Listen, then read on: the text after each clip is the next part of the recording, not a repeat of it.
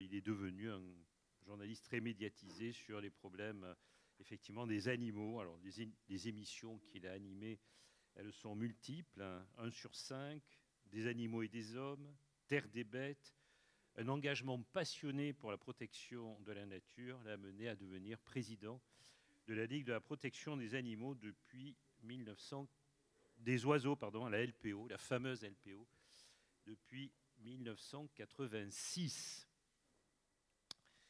Et il a continué, bien sûr, toutes ses émissions entre Chien et Loup, puis Animalia sur France 2, qui a duré pendant 8 ans.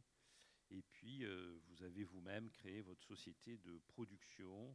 Vous avez reçu des récompenses du commandant Cousteau.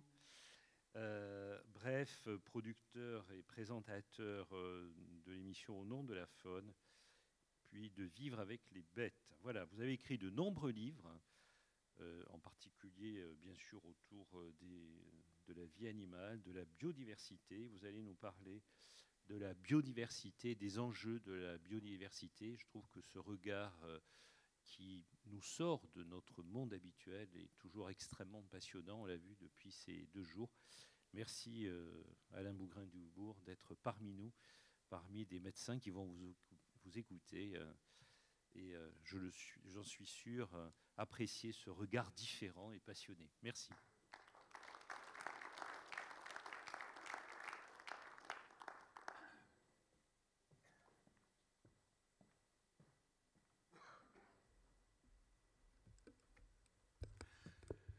Bonjour à tous. Je voudrais vous dire très sincèrement combien je suis touché que vous ayez pensé à m'inviter pour évoquer la biodiversité. Parce qu'au fond, la biodiversité, c'est vraiment le parent pauvre de notre société.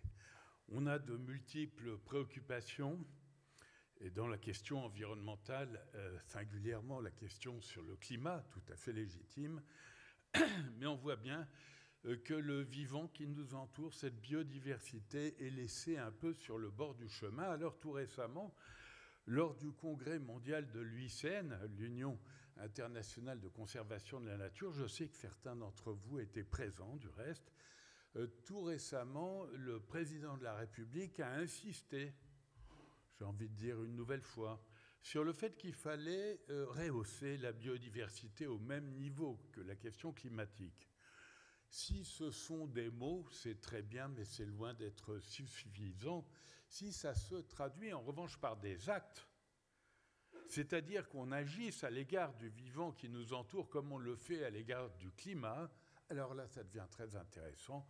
L'avenir nous dira à quoi correspond cet engagement du président de la République. Ça devient très intéressant parce que ça signifie que dans des choix stratégiques, sociaux, économiques, politiques, eh bien, on devra prendre en compte la biodiversité comme on prend en compte le climat.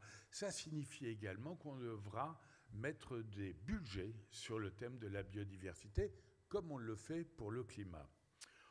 Au fond, je voudrais juste faire une petite parenthèse qui me vient à l'esprit à l'instant. On a parlé de l'écologie tout à l'heure, en disant écologie punitive, écologie proposition, écologie en tout cas.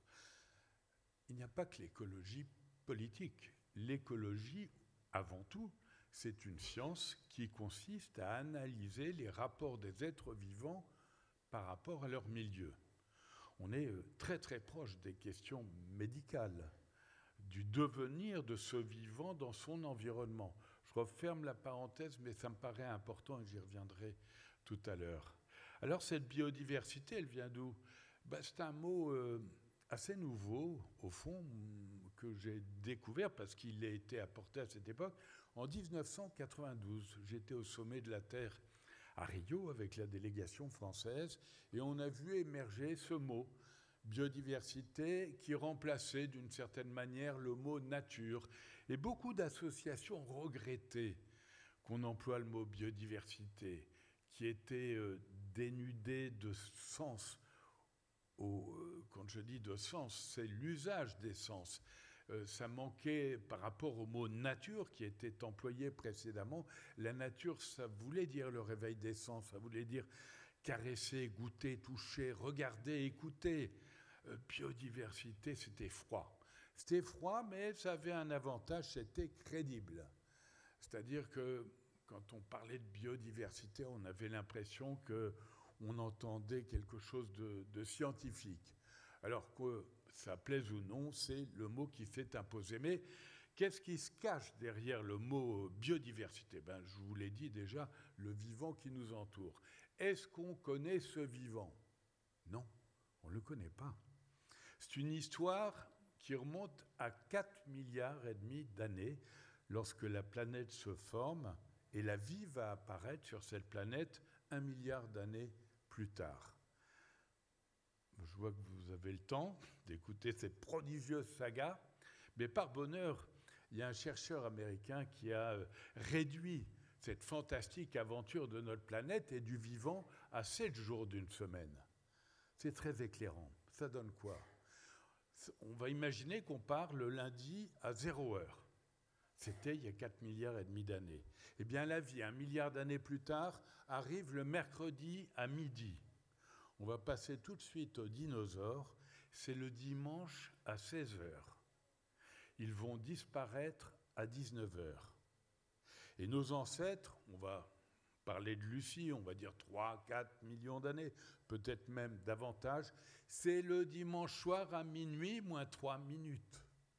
Le Christ, c'est 1/4 de seconde avant minuit. Et la révolution industrielle, fin 19e, 20e siècle, c'est 1/40 de seconde avant minuit. En 1/40 de seconde, à l'échelle de 7 jours d'une semaine, nous sommes devenus les maîtres de la planète. Et qu'est-ce qu'on a fait de cette planète ? On l'a prodigieusement bouleversée. Je vais vous donner un seul exemple, celui des mammifères. Actuellement, au moment où je vous parle, 67% des mammifères qui vivent sur la planète, c'est le bétail produit par l'homme. Les bovins, les ovins, les équidés, les caprins, que sais-je encore. 67%. 30% des mammifères qui vivent sur la planète sont les bipèdes que nous sommes. Vous faites le calcul, 67 et 30, ça fait 97% des mammifères qui vivent sur la planète, c'est l'homme et son bétail. Il reste 3% de mammifères sauvages, d'écureuils, de baleines, de gorilles, de rhinocéros. 3% seulement. Je ne pense pas que nous puissions vivre hors sol de cette manière. Au moment où je vous parle, il y a globalement une espèce de batracien sur 3 qui est en train de disparaître, une espèce de mammifère sur 4 et une espèce d'oiseau sur 8, parfois davantage. Le déclin du vivant est avéré et du reste, ça a été tristement rappelé lors de ce congrès de l'UICN à Marseille. Je vous l'ai dit, en 92, j'étais au sommet de la Terre à Rio et il y avait 3 piliers qui se dessinaient dans un enthousiasme formidable avec près de 150 nations différentes et même peut-être davantage à l'époque qui souhaitaient s'engager pour une planète durable. Les 3 piliers, c'était la question climatique en 92, on en parlait déjà, c'était essentiel, c'était la biodiversité, et enfin, c'était faire reculer la misère sur cette planète, notamment celle due à la déforestation, à la désertification. Voilà les 3 piliers. Plus tard, il y a eu Jobourg, avec ce fameux propos que l'on doit à Nicolas Hulot et qui fut porté par Jacques Chirac, la maison brûle et on regarde ailleurs. Et puis il y a eu Nagoya au Japon. J'étais à Nagoya au Japon. C'était là encore un rendez-vous exceptionnel, plein d'espoir. On pensait stopper la perte de la biodiversité à Nagoya au Japon en 2012, si je ne me trompe pas, ou 2010.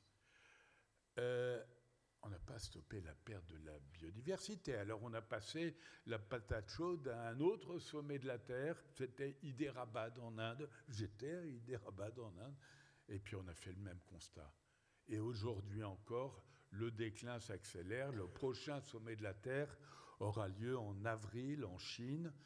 Et on a écouté à Marseille les propos du Premier ministre chinois en duplex qui nous disait combien son peuple était sensible à toutes ces questions de biodiversité. C'était ancré dans la nature chinoise que de respecter le vivant. J'ai du mal à comprendre quand je vois tous les trafics d'ivoire, de cornes de rhinocéros et autres pharmacopées d'un autre temps qui continuent d'être alimentés sur le marché chinois. Mais admettons que, de la même façon qu'il y a eu des efforts tout à fait remarquables faits par les Chinois pour notamment les villes nouvelles qui sont exemplaires en termes de préservation, enfin d'avant-garde environnementale, eh bien on peut espérer qu'il y aura également des mouvements intéressants sur la question de la biodiversité. Alors, une fois qu'on a fait un constat aussi pathétique, il faut essayer de comprendre pourquoi on en est là. Alors, les choses sont extrêmement claires et ne sont pas récentes. On ne les découvre pas. Elles se confirment chaque fois que les scientifiques prennent la parole. Et au passage, je voudrais leur rendre hommage à ces scientifiques parce que j'ai connu une époque où, globalement, ils restaient un peu dans leur laboratoire. C'était un peu comme l'armée et la grande muette, il ne fallait surtout pas trop dire de choses, sinon on risquait d'être sanctionné. Bien aujourd'hui, les scientifiques non seulement sortent du labo pour faire un état des lieux, mais sont force de proposition, font des recommandations. Et c'est notamment le cas de l'IPBES, qui est une plateforme mondiale des scientifiques qui font l'état des lieux et les recommandations à l'égard de la biodiversité, un peu comme le GIEC qui fait des recommandations à l'égard du climat. Et que nous disent ces scientifiques ? Eh bien, ils évaluent les raisons du déclin en priorité à la question agricole. C'est l'huile de palme en Asie du Sud-Est, c'est le soja qui va déforester en Amérique du Sud, mais c'est aussi chez nous le cortège chimique qui accompagne une agriculture industrielle. Et on peut multiplier les exemples. Donc, premier constat, l'agriculture. Deuxième constat, ce qu'on appelle l'artificialisation. Alors, on va prendre l'exemple de la France. La France, c'est pas loin de 60 000 hectares de béton et d'asphalte qui vont ronger chaque année les terres agricoles ou naturelles. Ça représente l'équivalent d'un département tous les 7 ans. La question, elle est simple. Quelle France on veut pour demain ? Quelle France on veut pour demain ? Est-ce qu'on continue ainsi ? On est l'un des pays d'Europe qui fabriquons le plus de ronds-points. Alors je sais qu'il en faut pour les gilets jaunes, mais je vous remercie. En principe, on rigole. Pas à tous les coups, mais quand je l'ai raconté Place Beauvau, ça n'a pas fait rigoler du tout. Mais c'est vrai, on parlait de l'artificialisation, qui est un vrai problème. Et ces ronds-points, ça devient fou. L'artificialisation, du reste, on le voit aussi, vous avez dû le voir, on parlait des éoliennes tout à l'heure, mais davantage par le photovoltaïque qui commence à s'installer sur des terres agricoles, le plus souvent, et qu'on enferme par des clôtures, parce que ces panneaux pourraient être dégradés.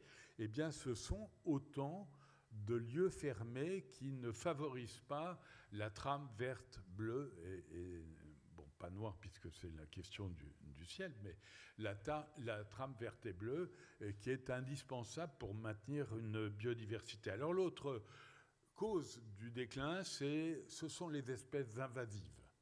Et on voit notamment avec la question climatique qu'elles sont de plus en plus nombreuses. On ne fait pas... parfois c'est volontaire. Vous aviez par exemple la tortue de Floride en son temps qu'on vendait. Elle était grande comme une pièce de 5 francs de l'époque. Et puis elle grandissait. On ne savait plus quoi en faire. on la mettait dans la nature et elle a peu à peu repoussé une espèce locale, aquatique, la tortue cistude, qui s'est vue complètement rejetée par cette espèce invasive. On a bien des exemples, d'autres exemples, je ne vais pas développer. Puis il y a les raisons accidentelles, comme le frelon asiatique, qui aujourd'hui met à mal nos ruchers et que l'on doit à des importations qui en provenance de Chine, du reste, qui ont essaimé un peu partout. Et puis, enfin, il y a le dérèglement climatique. Le dérèglement climatique, il est prodigieusement impactant. Je pourrais vous donner bien des exemples. Ce que l'on constate, en tout cas, c'est que globalement, dans ces dernières décennies, le climat a remonté de 250 km, on va dire, pour faire simple. Les papillons ont accompagné cette remontée de 140 km à peu près, et les oiseaux d'une quarantaine de kilomètres. Ça veut dire quoi? Ça veut dire qu'il n'y a pas d'adaptation. Il y a un décalage, le climat est plus fort que le vivant. Le vivant ne s'adapte pas, et on le voit à bien des égards. Un autre exemple qui me vient à l'esprit, les oiseaux migrateurs. La nature était ainsi faite que quand les oiseaux arrivaient, s'accoupler, donner naissance aux petits, ça tombait très précisément au moment du pic de naissance des chenilles qui permettaient d'alimenter les poussins. Tout ça était parfaitement équilibré. Aujourd'hui, avec le réchauffement, il y a un décalage de 3 semaines. Les chenilles apparaissent 3 semaines plus tôt. En clair, c'est devenu des papillons lorsqu'il s'agit de nourrir les poussins. Donc il y a un déficit alimentaire. Autre exemple, la Ligue pour la protection dont on parlait tout à l'heure gère l'une des premières réserves de France naturelle, la réserve des Sept-Îles, dans les Côtes-d'Armor, en face de Perros-Guirec. Et là, on a à peu près 20 000 couples de foulbassans, une centaine de couples de macareux, etc. Or, ces oiseaux, qui sont pélagiques, qui vivent toute l'année en haute mer et qui ne viennent à terre que pour donner la vie, eh bien, vont chercher des poissons pour alimenter, évidemment, les poussins. Globalement, il leur fallait une journée pour aller chercher de quoi ravitailler le ou les poussins. Aujourd'hui, il faut 2 jours. Les poussins sont fragilisés. On constate une mortalité, une fragilité de l'espèce. Et il y avait un papier dans Le Monde il n'y a pas longtemps sur les macaremoines en Islande, où on voyait que dans le sud de l'Islande, les poissons étant source alimentaire de ces oiseaux marins remontaient plus au nord, exactement comme ça se passe chez nous, eh bien, on a vraiment une inquiétude pour l'avenir de cette espèce. Et puis, on peut multiplier les exemples. La chenille processionnaire, qui est issue de cette région, eh bien, on la retrouve maintenant quasiment en Belgique. Et voilà. Alors, l'autre problème qui peut se passer, c'est que certains animaux vont tenter d'accompagner le réchauffement climatique, vont remonter.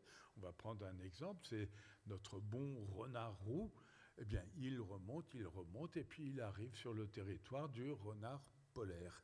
Et il y a, du reste, on le voit sur les réseaux sociaux, il y a eu des images qui, moi, m'ont vraiment bouleversé, parce que voilà, c'est 2 territoires qui vont se rencontrer de manière contre nature, si j'ose dire, et on voit le renard roux tenant dans sa gueule des jeunes renards polaires. Donc des espèces risquent de disparaître.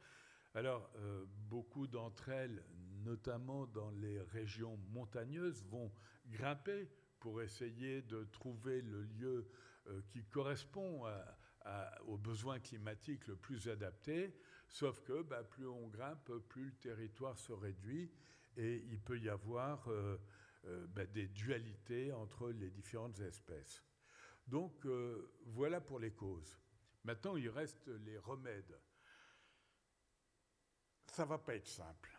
On a réussi, dans les années 70, pour ce qu'il est convenu d'appeler les espèces emblématiques.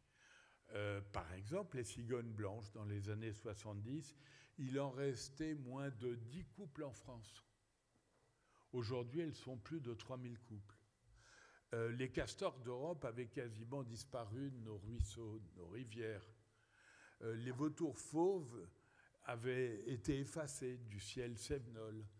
Le faucon pèlerin avait été condamné par le DDT. Le DDT qui était tellement violent qu'il fragilisait la coquille des oiseaux, et quand les oiseaux se posaient sur leurs œufs pour couver, ils écrasaient la coquille. On a arrêté le DDT. Nos stocks, on a été les balancer en Afrique. Il fallait quand même faire des petits profits avant fermeture totale. Et on s'est battu. On s'est battu et on a réussi. Aujourd'hui, les vautours fauves et bien d'autres rapaces, gypaètes barbus, etc., occupent l'espace aérien des Cévennes et d'autres lieux. Du reste, génèrent une économie touristique locale.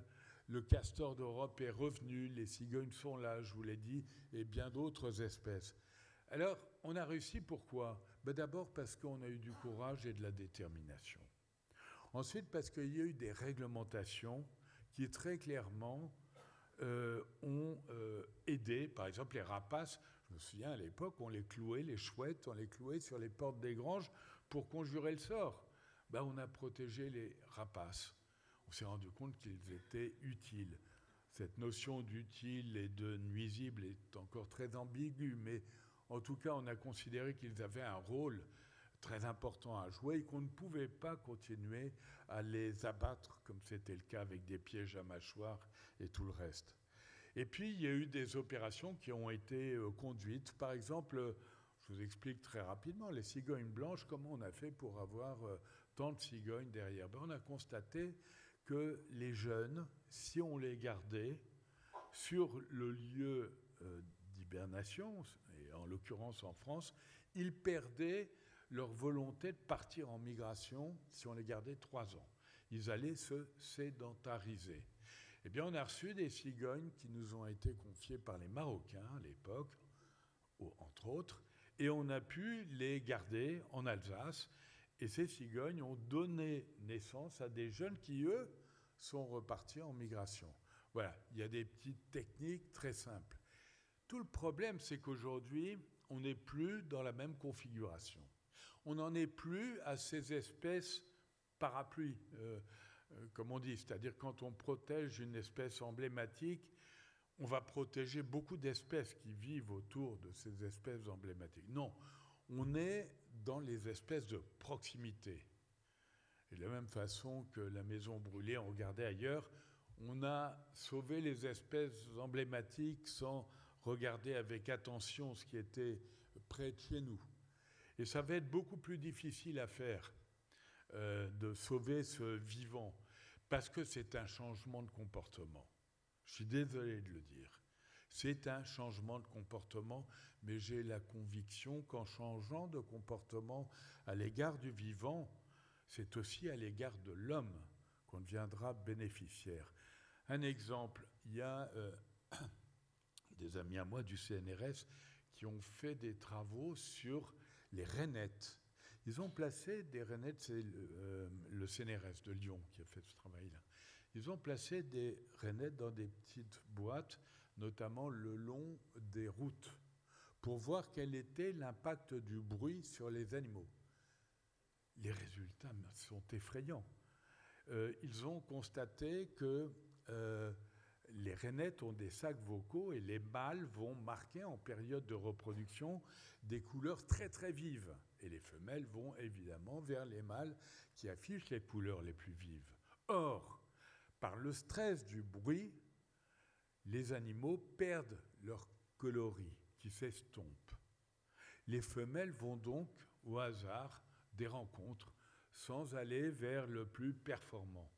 Et on pense qu'à terme, tout ce qui permet à l'espèce de survivre, on va dire, ou de vivre dans les meilleures conditions grâce à une forme de sélection naturelle sexuelle, eh bien, pourrait être effacé et pourrait mettre en cause l'avenir de ces grenouilles. Ce que nous disent les grenouilles, ça rejaillit sur l'homme, tout naturellement.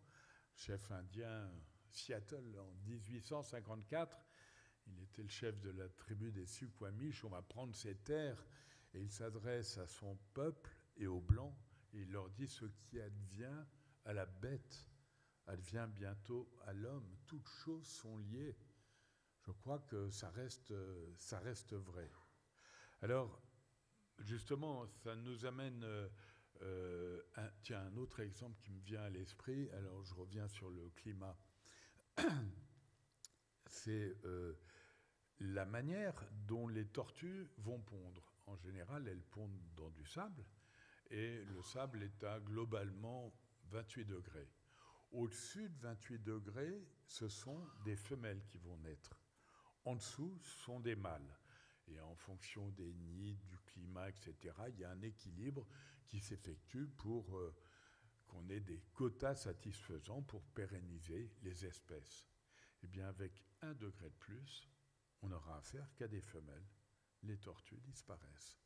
Et on peut multiplier les exemples ainsi.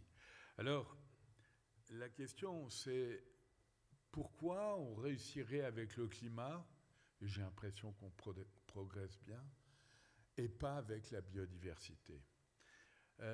Tout simplement parce que le climat, on identifie les causes du problème. On voit l'intensification des événements, les pluies, les sécheresses, les inondations, que sais-je encore. Et en face, on a des potentialités de réponse, qu'on soit citoyen, entreprise, collectivité, que sais-je encore. On peut faire du covoiturage, de l'isolation thermique, de l'économie d'énergie, etc. On a les causes et on a les réponses. Ce n'est pas aussi simple, mais globalement, c'est comme ça que ça se passe. Alors que la biodiversité, mais si le gypaète barbule ou tarte canepetière ou le vison d'Europe disparaissent, on ne sait même pas qu'ils existaient. Et en plus, comment on fait pour sauver le gypaète barbule ou tarte canepetière, etc. Alors, on peut faire des refuges LPO, mettre des nichoirs, des mangeoires, tout ça est très bien, mais ça reste très insuffisant. Comme nous le disent les scientifiques de l'IPBES, il faut revisiter notre modèle de vie. Alors, on parlait d'écologie punitive.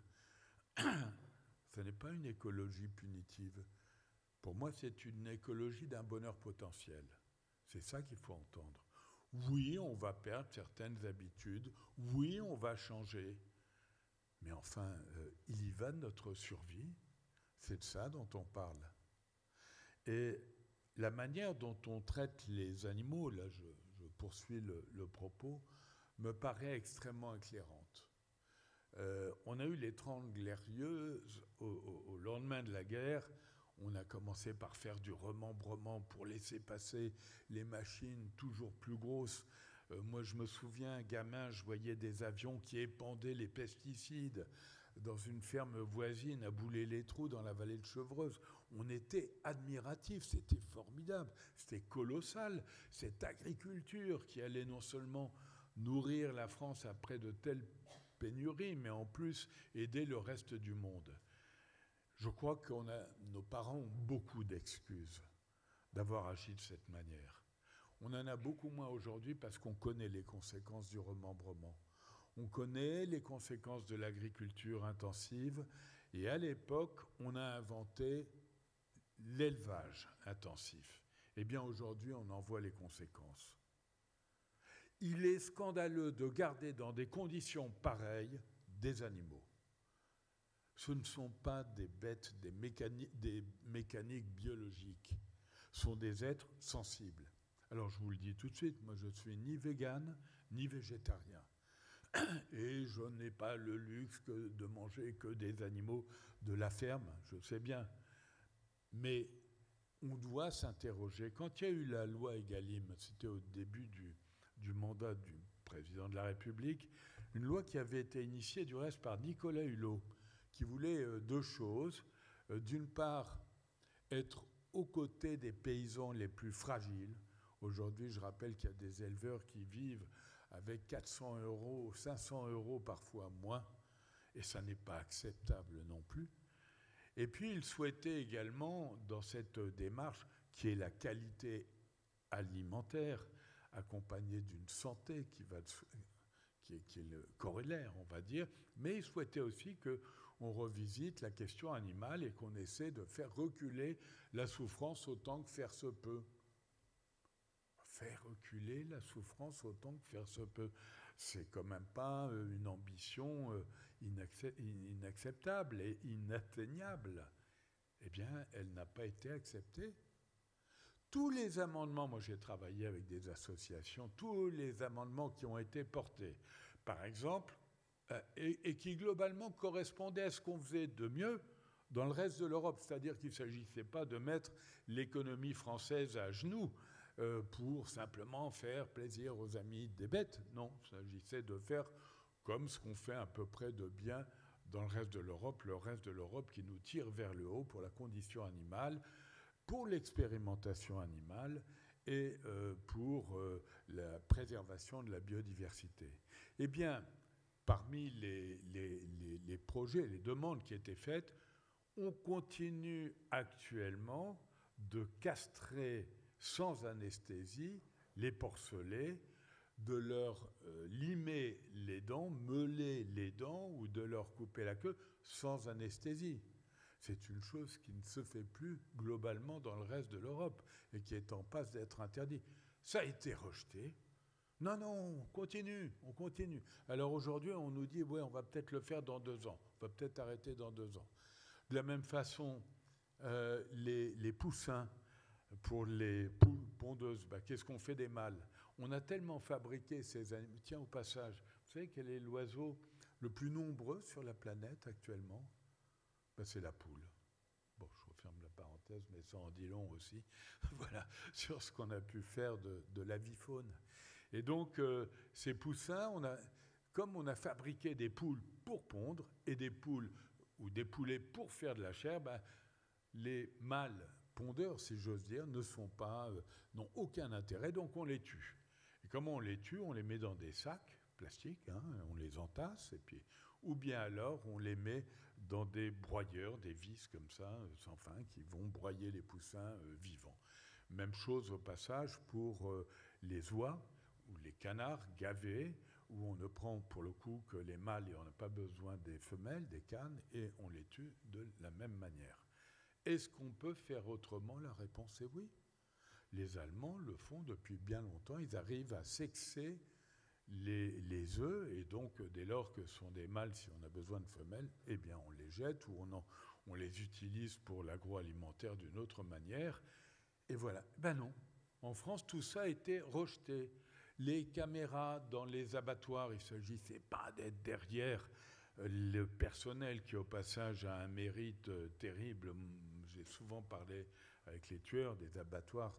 C'est effrayant. Enfin, bon, c'est encore un autre univers. Il ne s'agissait pas d'être derrière eux pour détecter la moindre maltraitance. Non.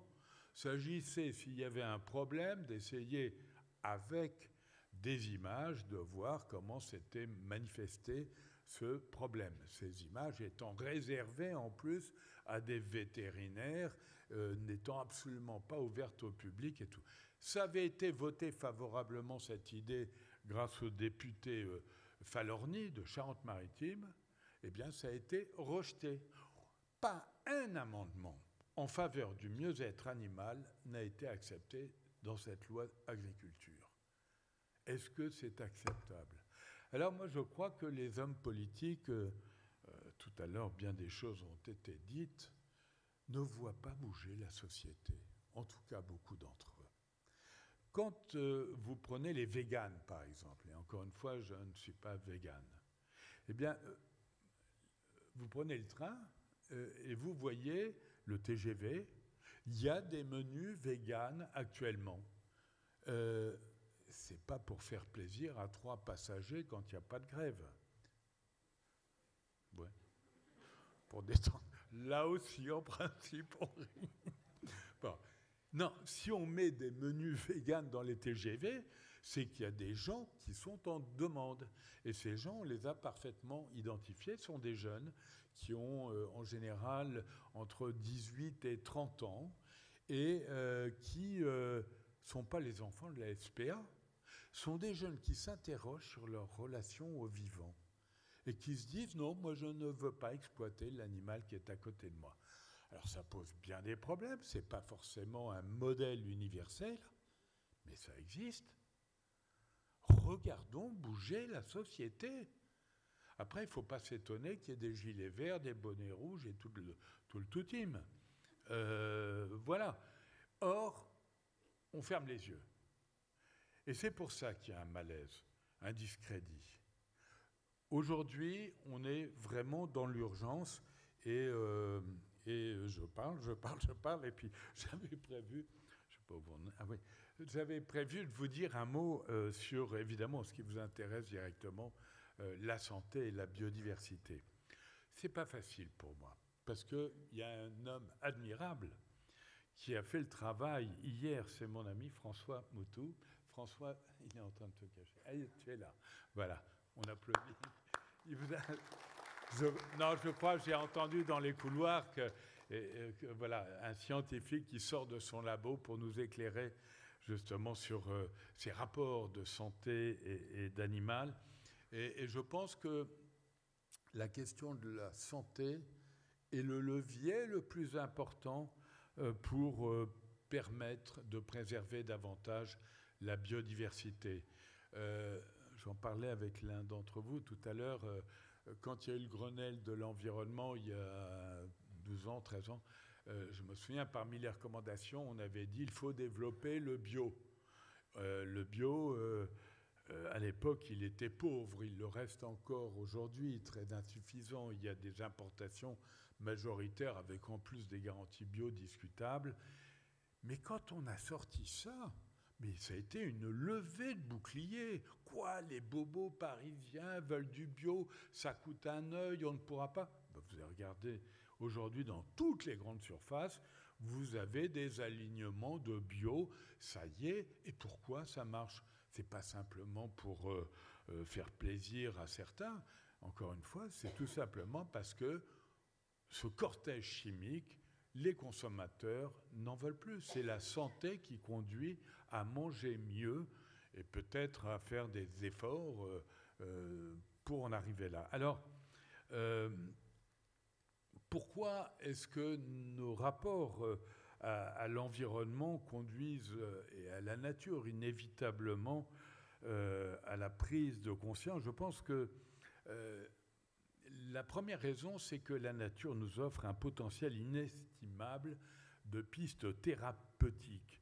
Le biologiste qu'on a tous aimé, je crois Jean-Marie Pelt, je ne sais pas si vous vous souvenez, qui faisait ses interventions sur France Inter chez Denis Chézou, m'avait dit, il était le fondateur de l'Institut européen d'écologie à Metz, et il m'avait dit qu'il avait évalué entre 30 et 40 000 le nombre de plantes médicinales, et il regrettait vraiment que les chamans qui en connaissaient les effets ne transmettent plus les savoirs aux jeunes générations.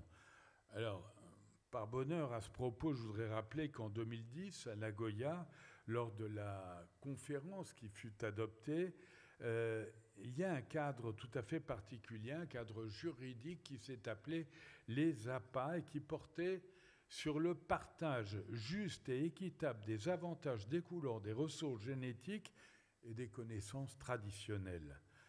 Le protocole, il s'agit en fait de ne pas venir piocher dans la nature n'importe où, n'importe comment, sans tenir compte des intérêts locaux. Eh bien, le protocole est rentré en vigueur en 2014 et il n'est toujours pas mis en application comme il conviendrait. C'est le rapport du Conseil économique, social et environnemental qui en fait ce triste constat.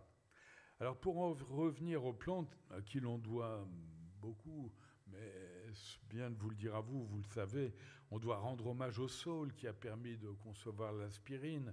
D'une autre manière, les moisissures, qui sont les champignons microscopiques qui ont permis de découvrir les antibiotiques en 1928. Les greffes d'organes ont été favorisées en 1970 par un autre champignon découvert dans le sol norvégien.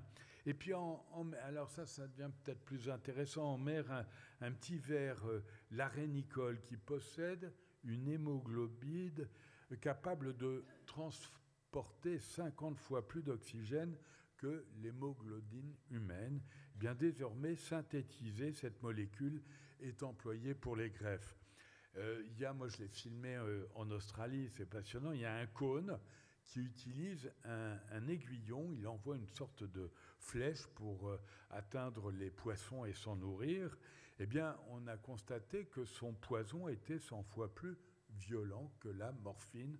On est donc en train de le synthétiser pour des fins utiles. Il y a le corail mou qui sécrète une toxine également redoutable, mais dont les propriétés sont anticancéreuses. Et puis, il y a eu tous les travaux sur les anémones, les étoiles de mer, les calamars ou les oursins qui ont quand même généré des prix Nobel. Et dans un autre genre, il est désormais avéré que la nature nous apaise. Voilà, singulièrement, le problème est posé dans nos villes, dans ces minérales qui sont devenues, c'est avéré, impactantes pour la santé. Le philosophe australien Glenn Albrecht parle d'éco-anxiété. Et les travaux de Dorothée Marchand, qui est chercheuse en psychologie sociale et environnementale, suggèrent que ces conditions engendrent des souffrances qui peuvent aller jusqu'à de graves dépressions ou même des maladies cardiaques. Alors, sur un plan purement psychologique, le stress urbain peut générer des troubles cognitifs comme les difficultés de mémorisation, de résolution de problèmes, de baisse d'estime en soi, etc. Et face à cette situation, la présence, c'est avéré, des arbres, des oiseaux, de l'eau, des paysages naturels est une réponse thérapeutique non négligeable. Il est avéré aujourd'hui que la maltraitance de la nature affecte directement la santé humaine. Ce constat a été largement traité lors de la conférence UICN à Marseille cette semaine.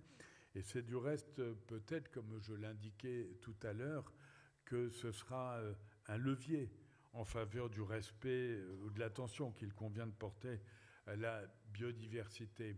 Il y a eu un travail tout à fait intéressant qui a été initié par l'association Humanité et Biodiversité à l'école vétérinaire de Lyon avec l'association Santé Environnement France et la Fédération des syndicats vétérinaires de France ainsi que la Fondation pour la recherche sur la biodiversité et qui a rappelé combien l'homme pouvait être responsable des pandémies en dénaturant les milieux. Lorsque les zones humides, par exemple, riches en prédateurs de moustiques, alors ces prédateurs sont les batraciens, les odonates, les oiseaux, etc., sont transformés en rizières, on assiste à la disparition des prédateurs et à une flambée de maladies comme l'infection du virus West Nile. Et ça, c'est ce que suggèrent les chercheurs actuellement. Mais le constat le plus frappant est celui que nous vivons actuellement avec la Covid-19. François Moutou vous en a évidemment parlé hier. Alors, dans son rapport de synthèse qui a été éclairé par l'IPBES, la FRB, la Fondation pour la recherche sur la biodiversité, rappelle que depuis 50 ans, le nombre d'épidémies au niveau mondial a augmenté avec en moyenne 2 à 3 nouveaux agents infectieux émergents par an. 70% des maladies émergentes telles que l'encéphalite, Ebola, le virus Zika et presque toutes les pandémies connues sont des zoonoses, c'est-à-dire des transmissions de l'animal à l'homme. Et concernant la Covid-19, si on n'a pas tranché entre l'origine exacte de cette pandémie, s'agissait-il du fameux laboratoire ou d'un marché qui se serait situé à quelques centaines de mètres de là, en tout cas, on est sûr que l'origine vient d'une maltraitance à la biodiversité. L'érosion de la biodiversité a été étudiée dans le cadre de la Covid-19 et on considère pour elle et pour d'autres pandémies que la surexploitation des ressources biologiques, le changement d'affectation des terres et des mers, le changement climatique, l'expansion et l'intensification de l'agriculture, ainsi que le commerce des espèces sauvages, figurent parmi les raisons prioritaires des pandémies potentielles, conclut le rapport. Ces 5 facteurs sont à l'origine de la multiplication des transferts pathogènes d'origine animale vers les humains. Alors, sans entrer dans les détails, il est important aussi de noter, je cite Robert Sebag, qui est spécialiste des maladies infectieuses à la Pitié-Salpêtrière, l'élevage intensif et les antibiotiques administrés aux animaux dans un souci de productivité entrent dans la chaîne alimentaire de l'homme et développent la résistance aux antibiotiques, ce qui constitue un problème de santé publique majeur. Je crois que vous avez tous fait ce constat. Le réchauffement favorise également les pathologies. C'est ainsi que l'Atlantique Nord connaît actuellement un développement de petites bactéries du groupe Vibrio qui interviennent dans les maladies comme le choléra. Elles suivent la courbe du réchauffement des eaux marines, nous dit Bruno David, le président du Muséum national d'histoire naturelle. Alors, pour inverser la tendance, l'IPBES et la FRB recommandent la surveillance et les mesures de biosécurité autour des exploitations agricoles intensives, la conservation de la diversité des races domestiques, très important, la révision des conditions de chasse et de commerce des espèces sauvages, la sensibilisation du public et puis évidemment des moyens financiers supplémentaires au niveau mondial. Ces recommandations s'appuient sur un constat sans cesse rappelé: la santé de l'homme passe inévitablement par la santé de la nature. Au passage, je voudrais reprendre les propos qui ont été tenus par Christine Lagarde lors de ce congrès. Elle a dit tout simplement, alors qu'elle représente l'économie mondiale, Dieu sait, elle a dit « l'économie ne survivra pas à une planète maltraitée ». Et de fait, actuellement, on considère que 40% de l'économie mondiale repose sur les services rendus par la nature. Quels sont-ils, ces services ? C'est tout simplement les ressources halieutiques, le poisson. Il est gratuit, le poisson. Ça coûte d'aller le chercher, mais il est gratuit. Les forêts. On a parlé de l'effet des forêts sur la santé, des potentialités de découverte thérapeutique, que sais-je encore, le tourisme nature. Tous ces services rendus par la nature représentent 40% de l'économie mondiale. Or, ces services sont en déclin de 60% actuellement, par surexploitation des ressources halieutiques, déforestation, que sais-je encore. Donc, à terme, à ne pas protéger la biodiversité, c'est l'économie mondiale que l'on met en cause. L'initiative One Health, une seule santé, reconnue notamment en 2010 déjà par l'Organisation mondiale de la santé et la FAO, doit davantage être développée. C'est le vœu de nombreux appels lancés par les chercheurs qui soulignent l'urgence de la démarche. Ils demandent la mise en œuvre d'une structure sanitaire internationale consacrée spécifiquement à l'étude de ce lien, comme on a pu le faire avec le programme ONU-SIDA. En résumé, je vais conclure, il convient de retenir 3 mesures clés du rapport de l'OMS. La nature fournit les conditions de base pour la santé humaine.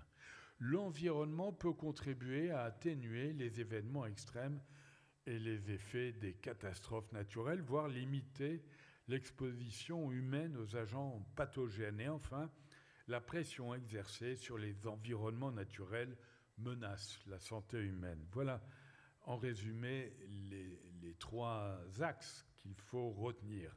En mai dernier, Olivier Véran, vous en rappelez peut-être, et Barbara Pompili ont lancé le 4e plan santé-environnement qui prend notamment en compte la surveillance de la santé environnementale dans le cadre de la crise sanitaire.